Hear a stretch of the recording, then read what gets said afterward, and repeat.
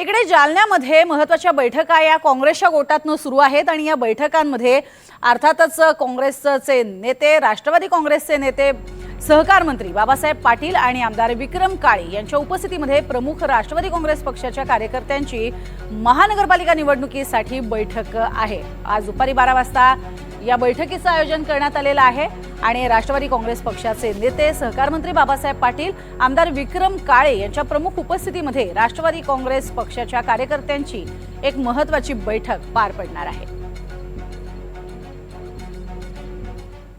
तर छत्रपती संभाजीनगरमधून महत्त्वाची बातमी आहे। महानगरपालिका प्रशासनाने मतदान केंद्रनिहाय मतदार यादी प्रसिद्ध करण्याची मुदत ही आता 3 जानेवारीपर्यंत दिलेली आहे।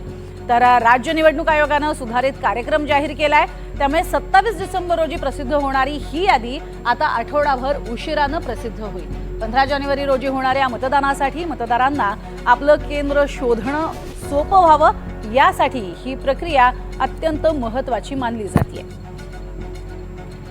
तर संभाजीनगरमध्ये मतदार यादी प्रसिद्ध करण्यासाठी ही मुदतवाढ देण्यात आलेली आहे आणि ही मुदतवाढ 3 जानेवारीपर्यंत देण्यात आलेली आहे। आधी ही तारीख 27 डिसेंबर होती, मात्र आता ती वाढवण्यात आली आहे। 3 जानेवारी रोजी आता ती प्रसिद्ध होणार आहे आणि त्यामुळेच त्याचा फायदा हा मतदारांना होईल।